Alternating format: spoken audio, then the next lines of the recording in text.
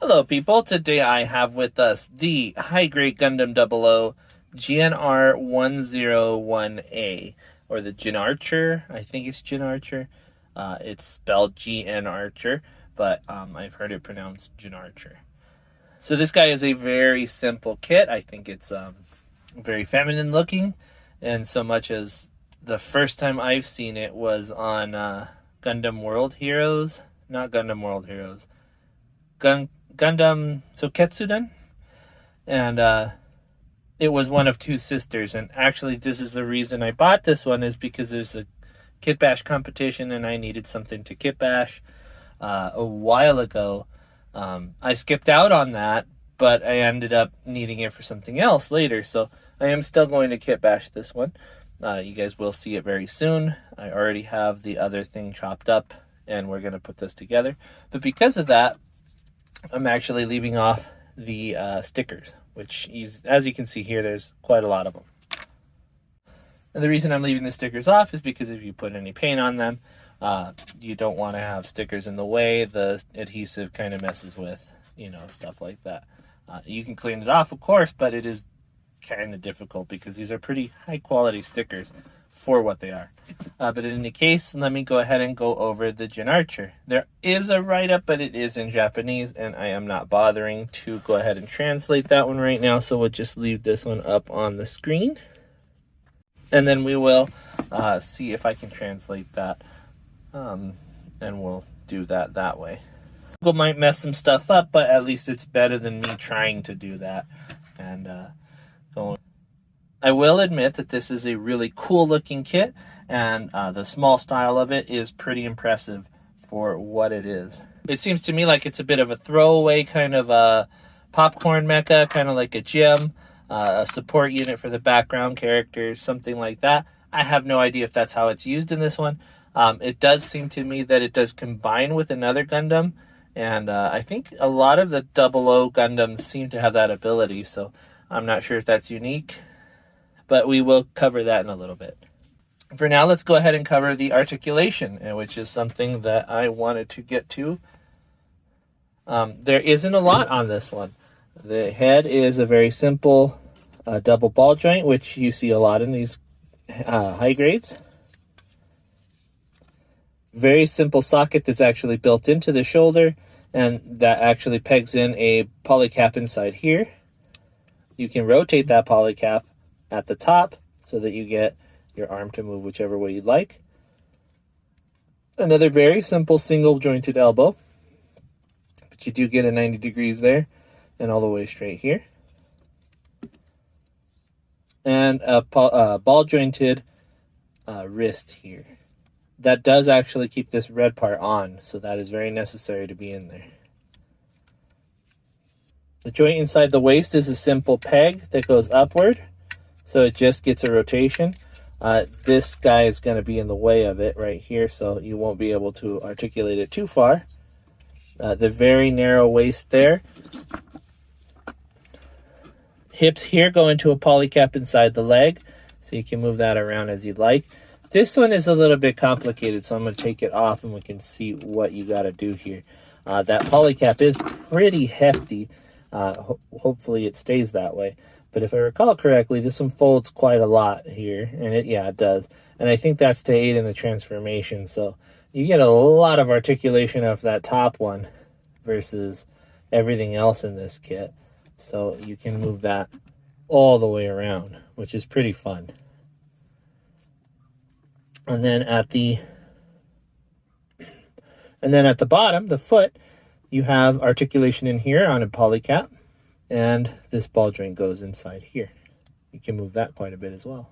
I think that is meant to lock in place here for the transformation. Putting it all back together, let's get to the back side. This is articulated here. I think everything has to go in perfect shape here in order to go up this way. Yes, it does. It looks like I left a nub on there. Good job there. This articulates on two pegs, so one here and one there, as you see. And this one is ball jointed on this side, same as this one. And that's it for the big wings. I'm not entirely sure what they are. Oh, actually, there's more. Right here, there is a polycap inside here, so you're getting a little bit of motion that way as well. I actually showed you that, but I didn't think about it, how that was connected. But those kind of just give her a little hug as she goes along there. I'm not entirely sure what the transformation looks like, so we will see together. All right, for size comparison, here is my Grandpa Gundam from GBN. He is a lot taller than the other, but I think the big sponsons here definitely outdo him. Here it is next to my Alto, our 30-minute missions representative. As you can see, they are very similar in height, so I think this is very at home if you wanted to have a more feminine-looking mecha. It still has the boxy Federation Earth type kind of suit in the Alto's universe. Here it is compared to my Jinrai from the Frame Arms universe, 1/100 scale model kit versus 1/144. Here is another feminine looking robotic form.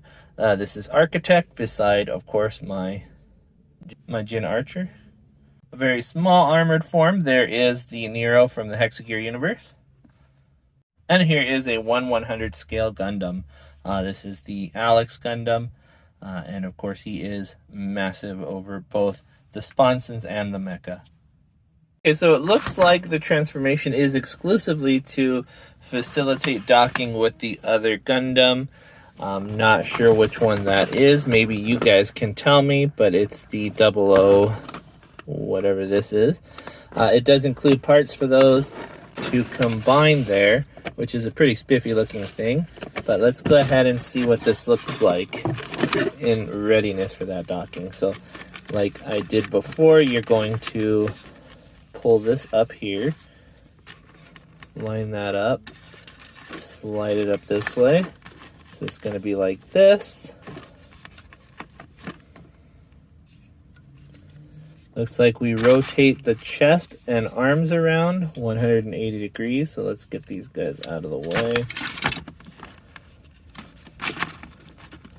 It's going to go this way. And it looks like we move the legs and knees up this way, like I mentioned, and lock these up this way. Again, like I mentioned.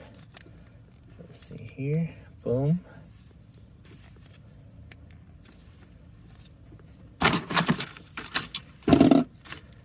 And then these guys go...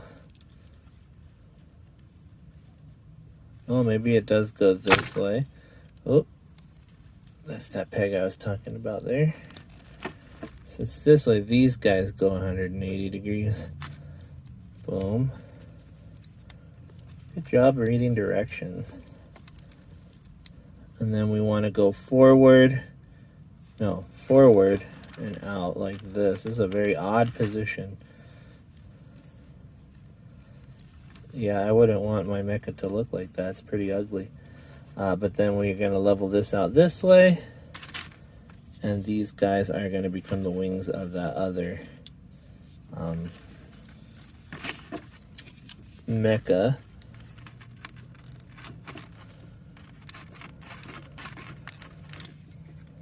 So these slide down here.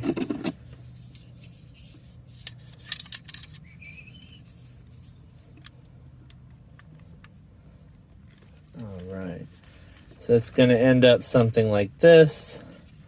And then you're going to mount those guns, I guess, backwards. That's an interesting point of view. And this is going to have a visor on it, so you're going to make it look like it's an airplane. It's not a terrible looking mobile armor mode. I've seen worse on Zeta kits. Some of them are pretty bad. But this is not terrible. It's not beautiful either. It just looks like a Gundam hiding underneath a couple of outriggers, but it's not too bad. I'm going to set this down here. Like I mentioned, it comes with parts to facilitate the transformation with the other mecha. I'm not sure how all these go together, but it looks like it's pretty straightforward. There are instructions on how to do it. This is going to merge the two together, and I don't remember where they go. It's somewhere between the two of them so that they can actually attach. like I mentioned, not an incredible looking mecha, but in this mode. But on its own, I really like how it looks. It's a pretty cute little unit, I think. Not too shabby. If I could take that part off, you know, let these guys go right here, I think it's pretty cool. Like, she looks like a really fast, really agile, kind of run around circles around your enemies kind of mecha. Very cool, I think. Very fancy, I think. And then with these here, it kind of looks like hair. You know, I think that's another cool look. I don't necessarily care for these, so I'm going to leave them off my transformation when this is kit bashed. So you guys will see what I'm talking about when it's done. It is a very strong looking robot. I keep losing the leg on this one, so let's plug this back in and try to keep it that way. Let's see what happened. It goes in here. There you go. Yeah, it's very powerful looking, very sleek, and I for one am a big fan of the shape of it. With the highlights of green that it comes on, that comes with stickers for, definitely would be a boon.